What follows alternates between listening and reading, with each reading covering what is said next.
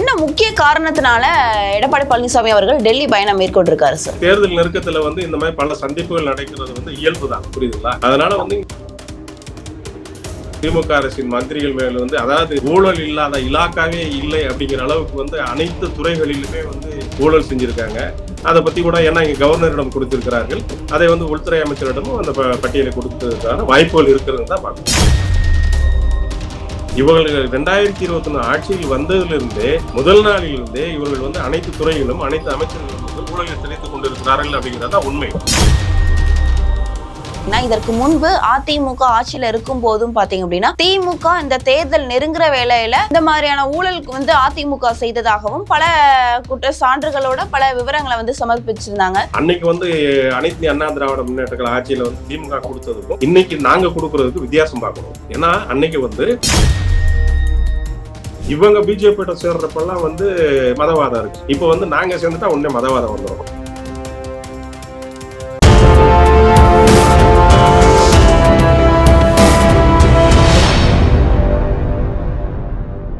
தமிழ் நேயர்களுக்கு வணக்கம். நான் உங்கள் பிருந்தா சங்கர். இன்று நம்மோடு சிறப்பு விருந்தினராக இணைந்திருப்பது அதிமுகவில் இருந்து வையை ஆனந்த் அவர்கள். வணக்கம் சார்.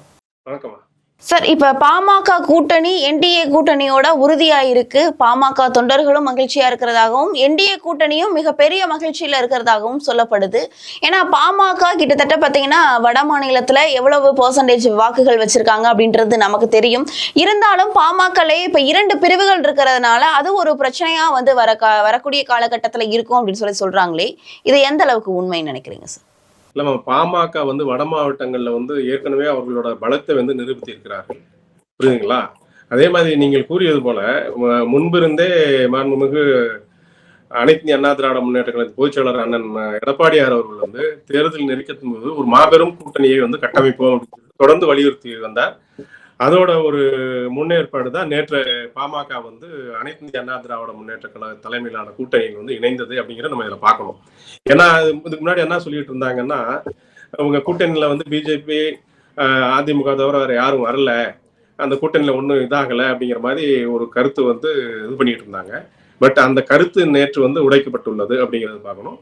பாமக ஏற்கனவே வட மாவட்டங்களில் பெரும்பான்மை மக்கள் வாழ்ந்த அந்த சமுதாயத்தை சேர்ந்தவர்கள் தங்களுடைய பலத்தை பல தேர்தல்களில் நிரூபித்திருக்கிறார்கள். அதனால இந்த கூட்டணிக்கு இது ஒரு மாபெரும் வாய்ப்பாக பலமாக அமையும், வலுவான கூட்டணியாக அமையும் அப்படிங்கிறது தான் நம்ம இதை பார்க்கணும்.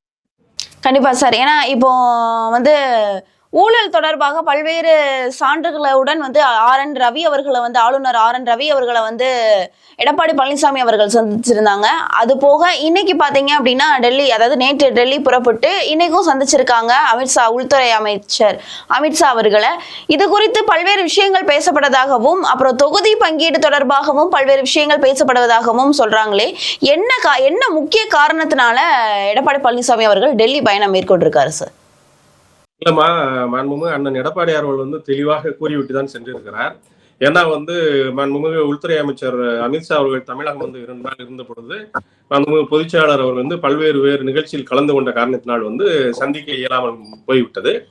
அதன் காரணமாகத்தான் இப்பொழுது டெல்லிக்கு சென்று மாண்புமிகு உள்துறை அமைச்சர் அமித்ஷா அவர்களை பார்த்திருக்காங்க அப்படிங்கிறதான் பார்க்கணும். இன்னொன்னு, தேர்தல் நெருக்கத்துல இந்த மாதிரி பல சந்திப்புகள் நடக்கிறது இயல்பு தான், புரியுதுங்களா? அதனால இங்க தமிழகத்தில் வரும்போது பார்க்க முடியல அப்படிங்கிறதுனால இன்னைக்கு டெல்லிக்கு சென்று அண்ணன் எடப்பாடியார் அவர்கள் உள்துறை அமைச்சர்களை சந்தித்து இருக்கிறார். தொகுதி உடன்பாடு இந்த மாதிரி பேசியிருக்கலாம். அதே மாதிரி இந்த திமுக அரசின் மந்திரிகள் மேல அதாவது ஊழல் இல்லாத இலாக்காவே இல்லை அப்படிங்கிற அளவுக்கு அனைத்து துறைகளிலுமே ஊழல் செஞ்சிருக்காங்க. அதை பத்தி கூட ஏன்னா இங்க கவர்னரிடம் கொடுத்திருக்கிறார்கள். அதை உள்துறை அமைச்சரிடமும் அந்த பட்டியலை கொடுத்ததுக்கான வாய்ப்புகள் இருக்கிறது தான் பார்க்கணும். தேர்தல் நெருங்குற நேரத்துல பல அமைச்சர்கள், அதாவது திமுகவை சேர்ந்த பல அமைச்சர்கள் கைதாகிறதற்கு வாய்ப்பு இருக்கு அப்படின்னு சொல்றாங்களே, அதற்குண்டான வேலைகள் எல்லாம் எடப்பாடி பழனிசாமி அவர்கள் மேற்கொள்றாங்க. ஏன்னா இவங்க கிட்டத்தட்ட 4 லட்சத்திற்கு மேல 4 லட்சம் கோடிக்கு மேல ஊழல் செய்திருக்காங்க அப்படின்னு சொல்லிட்டு பல்வேறு சான்றுகளோட விவரிச்சிருக்காங்க. கண்டிப்பா கைதாகிறதற்கு வாய்ப்பு இருக்குதா சார்? இல்லம்மா, இது இப்ப தேர்தல் நெருக்கத்துல நம்ம பார்க்க கூடாது. தொடர்ந்து இப்ப இடி இந்த மாதிரி பண்றது ஏற்கனவே தமிழக அரசுக்கு பல துறையில் இருக்க மந்திரிகள் பல ஊழல்கள் செய்திருக்கிறார்கள் அப்படின்னு தொடர்ந்து இடி தமிழக அரசுக்கும் காவல்துறைக்கும் அழுத்தம் கொடுத்து கொண்டுதான் இருக்கிறது. பாத்தீங்கன்னா மணல் கொள்ளை எவ்வளவு நடந்திருக்கு, பல ஆயிரம் கோடிகள் நடந்திருக்கு. அதை வந்து ஐஐடியை வச்சு சேட்டலைட்ல இருந்தாலும் அதை வச்சு எத்தனை அளவு எடுத்திருக்கணுமான, ஆனா அவங்க எத்தனை மடங்கு அதிகமாக எடுத்திருக்கிறார்கள் அப்படிங்கிறதெல்லாம் வந்து மிகவும் ஒரு விரிவான அறிக்கையை வந்து இடி வந்து கொடுத்திருக்கிறாங்க. அந்த துறை அமைச்சர் மேலும் இது வரைக்கும் நடவடிக்கை இல்லை. அதே மாதிரி வந்து நகராட்சி துறை அமைச்சர் மேலும் வந்து இடி வந்து வேறொரு வழக்குல ஒரு சகோதரர் அலுவலகத்துல ரைடு நடக்கிறப்பதான் அவர் சார்ந்த துறையில வந்து பணிக்கு வந்து 25 லட்சத்துல இருந்து 35 லட்சம் ஒரு போஸ்டிங் வந்து வாங்கியிருக்காங்க. அதுல பல 100 கோடிகள் வந்து லஞ்சமா பெற்றுக்கொண்டுதான் பணி நியமனம் கொடுத்திருக்கிறாங்க அப்படிங்கிறது ஒரு லெட்டர் ஆதாரபூர்வமா வந்து எவிடன்ஸோட கொடுத்தாங்க. தமிழ்நாடு காவல்துறைக்கு வந்து லெட்டர் கொடுத்தாங்க, நீங்க எஃப்ஐஆர் போடுங்க. இது வரைக்கும் போடல. 2வது முறையும் ஒரு நினைவூட்டல் கடிதத்தை வந்து அடுத்து வந்து என்னன்னா, அவங்க துறையை சார்ந்த இது வந்து கான்ட்ராக்ட் கொடுக்குறப்ப எவ்வளவு கமிஷன் வாங்கியிருக்காங்க அப்படின்னு சொல்லிட்டு அதுவும் ஆதாரபூர்வமா கொடுத்தாங்க. அதுல இன்னொன்னு உச்சநீதிமன்ற தீர்ப்பை வந்து சுட்டிக்காட்டி, இந்த இது இவ்வளவு நாங்க கொடுத்துருக்கோம், நீங்க வந்து இதுல வந்து முதல் தகவல் அறிக்கை பதியவில்லை என்றால் இந்த குற்றத்திற்கு நீங்களும் உடன்படுகிறீர்கள் அப்படிங்கிறத நம்ம பார்க்கணும் அப்படிங்கிற அளவு கொடுத்துருக்காங்க. அதனால தேர்தல் இருக்கும்போது இவர்கள் 2021 ஆட்சியில் வந்ததிலிருந்தே முதல் நாளிலிருந்தே இவர்கள் வந்து அனைத்து துறைகளும் அனைத்து அமைச்சர்களும் வந்து ஊழலில் திளைத்துக் கொண்டிருக்கிறார்கள் அப்படிங்கிறதா உண்மை. அது இப்ப தேர்தலுக்காக இல்ல, இவ்வளவு இத்தனை வருஷத்துல 4.25 ஆண்டுகள் இதுல வந்து ஒவ்வொரு துறையிலும் பல ஆயிரம் கோடிகள் வந்து சுரண்டப்பட்டு இருக்கிறது அப்படிங்கறத நம்ம இதை பார்க்கணும். கண்டிப்பா சார். இல்ல சார், இது வந்து இந்த கொஸ்டின் எதனால எழும்புச்சு அப்படின்றப்போ பார்க்கும்போது பாத்தீங்கன்னா, இதற்கு முன்பு அதிமுக ஆட்சியில இருக்கும் போதும் பாத்தீங்க அப்படின்னா திமுக இந்த தேர்தல் நெருங்குற வேளையில இந்த மாதிரியான ஊழல் வந்து அதிமுக செய்ததாகவும் பல குற்ற சான்றுகளோட பல விவரங்களை வந்து சமர்ப்பிச்சிருந்தாங்க. அதே மாதிரியான விஷயங்களை தான் இப்ப திமுக ஆட்சியில இருக்கும் போது அந்த மாதிரியான விஷயங்களை தான் பண்றாங்க அப்படின்னு சொல்றாங்களே சார். இல்லம்மா, நீங்க வந்து திமுக வந்து கொடுத்தப்ப பாத்தீங்கன்னா இவங்க வந்து உண்மைக்கு புறம்பாக பல இது வந்து கொடுத்தாங்க. ஆனா இப்ப வந்து அனைத்து இந்திய அண்ணா திராவிட முன்னேற்ற கழகம் கொடுத்ததுன்னு நீங்க பாத்தீங்கன்னா ஏற்கனவே இது ஈடியா இருக்கட்டும் பல மத்திய வந்து ஏற்கனவே இந்த மாதிரி ஊழல் நடந்திருக்கு அப்படின்னு ஆதாரபூர்வமா அவங்க வந்து ஆவணங்களோட அவங்க வந்து பிடிச்சிருக்கிறாங்க. புரியுதுங்களா? அது அவங்களோட கடிதத்தை நினைவுற்றிருக்காங்க. இந்த மாதிரி தமிழக காவல்துறைக்கும் தமிழக அரசுக்கும் இந்த மாதிரி இந்த துறையில இவ்வளவு ஊழல் நடந்திருக்குன்னு சொல்லிட்டு அமலாக்கத்துறையே வந்து கடிதம் கொடுத்திருக்கிறது. புரியுதுங்களா? அதை வச்சுதான் நம்ம பார்க்கணும். அதாவது அவங்க கொடுத்ததுக்கு ஆதாரம் இருக்கான்னு பார்த்தோன்னா கிடையாது. ஆனா இப்ப ஆதாரங்கள் வந்து நாங்கள் திரட்டியதை விட அமலாக்கத்துறை போன்ற இந்த மாதிரி இவங்களை வந்து நிறைய வந்து ஆவணங்களை வந்து திரட்டி இருக்கிறாங்க. இந்த மாதிரி ஊழல் இருந்தது ஆவணங்களோட தான் அவங்க வந்து கொடுக்குறாங்க. அதுதான் நம்ம கொடுக்குறோமே தவிர அன்னைக்கு வந்து அனைத்து அண்ணா திராவிட முன்னேற்ற ஆட்சியில வந்து திமுக கொடுத்ததுக்கும் இன்னைக்கு நாங்க கொடுக்கறதுக்கு வித்தியாசம் பார்க்கணும். ஏன்னா அன்னைக்கு வந்து அவங்க வந்து ஒரு பேசு பொருள் ஆகணும், ஒரு விளம்பரம் ஆகணும், இது வந்து அனைத்து இந்திய அண்ணா திராவிட முன்னேற்றத்துக்கும் பழியை சுமக்கணும், அவ பேரை இது பண்ணணுங்கிறக்காக பண்ணாங்க. இன்னைக்கு அது கிடையாது. எல்லா குற்றச்சாட்டுகளுக்கும் ஆதாரத்துடன் தான் வந்து இன்னைக்கு வந்து இந்த மனுவை வந்து கொடுத்துருக்குறோம். அதே மாதிரி இப்ப அமலாக்கத்துறையும் வந்து பல ஆவணங்களோட தான் வந்து தமிழக காவல்துறைக்கு வந்து கடிதம் போட்டாங்க, நினைவூட்டு கடிதமும் போட்டிருக்காங்க. அப்படிங்கிறப்ப நீங்க இது வந்து திமுக எடுத்துக்கு அதிமுக எடுத்துக்கு இந்த வித்தியாசத்தை நீங்க பார்க்கணும். அவங்க வந்து அபாண்டமா ஒரு சில இதுகள்லாம் பண்ணாங்க. இவங்க வந்து ஆதாரபூர்வமா வந்து நாங்கள் வந்து இந்தந்த துறையிலே இந்தந்த அமைச்சரின் கீழ் இந்தந்த பணிகளுக்கு இவ்வளவு வந்து ஊழல் நடைபெற்று இருக்கிறது அப்படின்னு ஆதாரத்தோட நாங்க கொடுத்துருக்கோம் அப்படிங்கிறதா உண்மை. கண்டிப்பா. இதுலயே அந்த ஊழல் குற்றச்சாட்டுலயே எடப்பாடி பழனிசாமி அவர்கள் வந்து ஒரு விஷயம் வந்து குறிப்பிட்டிருந்தாங்க. அதாவது முதலாம் ஆண்டு, அதாவது 2021 இவர்கள் திமுக ஆட்சி பொறுப்பேற்றதுக்கு பின்பு வந்து முதல்வர் அவர்களுடைய மகன் உதயநிதி ஸ்டாலின் அவர்களும் சபரீசன் அவர்களும் கிட்டத்தட்ட 30,000 கோடி ரூபாய் வந்து ஊழல் பண்ணியிருக்காங்க. அந்த 30,000 கோடி ரூபாய் என்ன பண்ணன்னு கூட தெரியாம இருக்காங்கன்னு சொல்லிட்டு தியாகராஜன் வந்து அமைச்சர் தியாகராஜன் பேசின ஆடியோவை கூட சுட்டி காட்டி வந்து பேசியிருந்தாங்க. ஆமா, அதான் சொல்ல வரேன். அவங்க துறையில இருக்கிற அவங்க ஆட்சியில் இருக்கிற அரசாங்கத்தில் இருக்கிற ஒரு அமைச்சரே வந்து சொன்னதுதான் அது வந்து. புரியுதுங்களா? அதுக்கு இன்னைக்கு வரைக்கும் ஒரு விளக்கம் கொடுக்கவில்லை. புரியுதுங்களா? அதை யாரும் மறுக்கவும் இல்லை.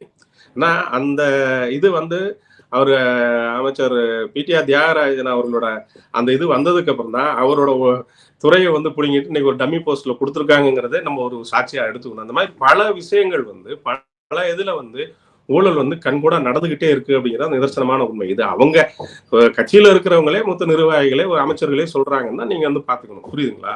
இதுல இன்னொன்னும் பழம்னாரு அவர் வந்து மாண்புமிகு அமைச்சர் பிடிஆர் தியாகராஜன் வந்து என்ன சொல்றாருன்னா, போன அதிமுக ஆட்சியில கூட நான் சொன்னா வந்து அரசு அதிகாரி எல்லாம் செவிமெடுத்து என் தொகுதியில் வந்து வேலையெல்லாம் நடந்துச்சு. இப்ப எதுவுமே நடக்கல. நாங்க ஆளுங்கட்சியா இருக்கேன், நான் மந்திரியா இருக்கேன். ஆனா இப்ப யாருமே நான் சொல்ற பேச்சு கேட்கறது இல்லைங்கிற புலம்புனதையும் நம்ம பார்த்தோம் அப்படிங்கிறத சொல்லிக்கலாம் விரும்புகிறேன். கண்டிப்பா சார். இப்போ அமித்ஷா அவர்கள் வந்து தமிழ்நாடு வந்துட்டு போயிருந்தாங்க. அப்போ வந்து அமித்ஷா அவர்கள் ஒண்ணு பேசியிருந்தாங்க. அதாவது திமுக அரசு இந்துக்களுக்கு எதிராக செயல்படுது அப்படின்னு சொல்லியிருந்தாங்க. அத நேற்று பாத்தீங்கன்னா முதல்வர் அவர்கள் வந்து திமுக அரசு இந்துக்களுக்கு எதிராக செயல்படுது அப்படின்ற ஒரு விஷயத்த வச்சு அவதூறு பரப்புறாங்க. அமித்ஷா அவதூறு சாவா இல்ல அமித்ஷாவா அப்படின்ற மாதிரி ட்ரோல் பண்ணி பேசக்கூடிய விஷயங்கள் பல விஷயங்களை முன்னிறுத்தி முதல்வர் அவர்கள் பேசியிருக்காங்களே சார், இதை எப்படி பாக்குறீங்க? எங்க அதாவது மக்கள் வந்து பார்த்து கொண்டுதான் இருக்கிறாங்க, ஒவ்வொரு நிகழ்வையும் பார்த்து கொண்டுதான் இருக்கிறாங்க. புரியுதுங்களா? அதாவது யாராவது எழுதி கொடுக்குற ஏதாவது பேசிட்டு போறது, இவங்க வந்து என்ன நல்லது பண்ணியிருக்காங்கிறது மக்களுக்கு நல்லாவே தெரியும். ஏன்னா மதுரை திருப்பரங்குன்றமே ஒரு ஷாக், 1க்கு 2 ஜட்ஜ்மெண்ட் வந்துருச்சா, அது என்ன பண்ணாங்க. அதாவது இப்ப தொடர்ந்து பாத்தீங்கன்னா கடந்த 1 மாத காலமாக, அதாவது இவருதான் வந்து இங்க வந்து வன்முறை வந்துடும், மத கலவரம் வந்துடும், இங்க வந்து சிறுபான்மையினருக்கு பாதுகாப்பு இல்லைன்னு சொல்லிட்டு தொடர்ந்து வந்து 1 மாத காலமாக முதல்வர் அவர்கள் தான் வந்து புலம்பிக் கொண்டிருக்கிறார். அவர் தான் வந்து அவரோட பேச்சு தான் வந்து பாத்தீங்கன்னா இங்க வந்து ஒரு வன்முறையை தூண்டுற மாதிரியோ இந்த மாதிரியோ வந்து அவர் தான் இங்க அமைதி பூங்காவா தான் இருக்கு. தமிழகம் வந்து அமைதி பூங்காவா தான் இருக்கு. ஆனா இது வந்துரும் சொல்லிட்டு அவர் வந்து ஒரு நல்லா இருக்க ஒரு இதை வந்து அவரே வந்து கெடுக்க பாக்குறாரு அப்படின்னு தான் நம்ம பார்க்கணும். ஏற்கனவே பாத்தீங்கன்னா தமிழகம் வந்து அனைத்து சமுதாயத்திலும் ஒரு சமமாக தான் வாழ்றாங்க. நல்ல இலக்கணத்தோடு தான் வந்து சிறுபான்மை மக்களும் சரி இந்துக்களும் சரி அனைவருமே ஒரு சகோதரத்துவத்தோட தான் வாழ்ந்து கொண்டிருக்கிறோம். ஆனா இவர் தான் கலந்து கொள்கிற எல்லா கூட்டங்கள்லையும் எல்லா பொது நிகழ்ச்சிகள்லையுமே வந்து இங்க மதவாதம் வந்துரும் அப்படின்னு சொல்லிட்டு தொடர்ந்து முதல்வர் அவர்கள் தான் வந்து பேசிக்கிட்டு இருக்காரு. ஏன்னா அவங்களுக்கு அதை விட்டா வேற வழி இல்லை. ஏன்னா வேற அரசியல் தெரியாது அவங்களுக்கு வந்து, திமுக காரங்களுக்கு இதை விட்டா வேற அரசியல் தெரியாது. இல்ல சார், அதுக்காக இந்துக்களுக்கு எதிராக வந்து திமுக செயல்படுது அப்படின்ற விஷயத்த வந்து எப்படி முன்னிறுத்தி சொல்ல முடியும்? அந்த மாதிரியான இந்துக்களுக்கு எதிராக மிகப்பெரிய விஷயங்களை திமுக இதுவரைக்கும் வந்து பண்ணதில்லையே. அந்த திருப்பரங்குன்றம் விவகாரத்திலையும் 100 ஆண்டுகளாக விலக்கு ஏற்றல, இப்போ திடீர்னு ஏன் ஏற்றணும் அப்படின்ற ஒரு கொஸ்டினை தானே சார் திமுக அரசு வந்து. ஒரு தரப்பு நீங்க அதை பார்க்கணும். அது வந்து மதுரை உயர்நீதிமன்ற உத்தரவை மீறி அவங்க வந்து தடை உத்தரவு 144 போடுறாங்க. புரியுதுங்களா? உத்தரவை மீறி போடுறாங்க. இன்னொன்னு இதுல பாத்தீங்கன்னா அந்த வழக்கு இருக்கும் பொழுது அந்த வழக்குல வந்து அங்க மதுரை திருப்பரங்குன்றம் அந்த பகுதியிலே வாழ்கின்ற இஸ்லாமிய சகோதரர்கள் யாருமே அதற்கு எதிர்ப்பு தெரிவிக்கவில்லை. புரியுதுங்களா? அந்த மாதிரி ஒரு அசாதாரண சூழ்நிலையை உருவாக்கியது அரசாங்கம் தான். புரியுதுங்களா? மற்றபடி சிறுபான்மை மக்கள் வந்து இஸ்லாமிய சகோதரர்கள் வந்து யாருமே வந்து அதுல வந்து எதுவுமே பண்ணல. புரியுதுங்களா? ஆனா அங்க வந்து எல்லாம் சகோதரத்துவத்தோட தான் மதுரையில சார்ந்த திருப்பரங்குன்றத்துல இருக்க இஸ்லாமிய சகோதரர்கள் அனைவருமே ஒன்னா தான் இருக்கிறோம். புரியுதுங்களா? தேவையில்லாத ஒரு ஒற்றுமையை குலைக்கிற மாதிரி தான் இந்த அரசாங்கம் அந்த விஷயத்தில் ஈடுபட்டது அப்படிங்கிறதா உண்மை.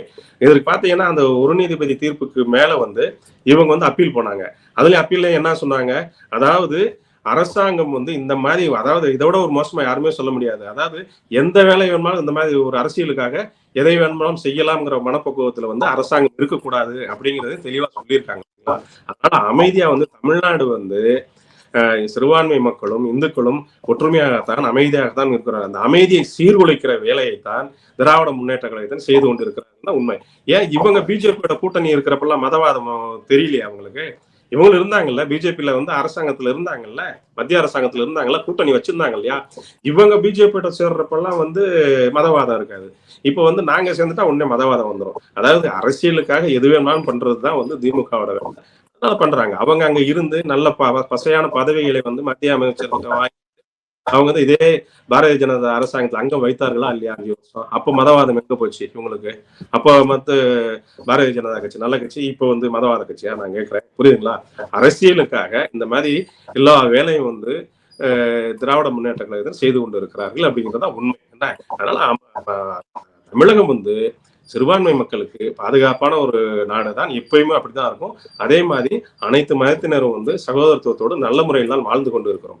இவர்கள்லாம் தேவையில்லாமல் வந்து வன்முறை வந்துடும், மதவாதம் வந்துடும் சொல்லிட்டு தொடர்ந்து வந்து இந்த மாதிரி சிறுபான்மை மக்களை வந்து பயமுறுத்தி கொண்டு இருக்கிறார்கள் அப்படிங்கிறதா உண்மை. என்ன அதுதான் நிதர்சனம். அதனால திமுக தான் இந்த மாதிரி ஒரு பொய்யான ஒரு இதை வந்து கட்டவிழ்த்து விட்டு இந்த தேர்தலில் வாக்குகளை பெற வேண்டும் அப்படிங்கிறதுக்காக இந்த மாதிரி ஒரு பொய்யான ஒரு இதை வந்து பிம்பத்தை வந்து உருவாக்கி கொண்டிருக்கிறார்கள் தான் உண்மை. கண்டிப்பா சார், அரசியல் ரீதியா இருக்கக்கூடிய பல்வேறு விவரங்களை எங்களோட பகிர்ந்தமைக்கு நன்றி சார். நன்றி.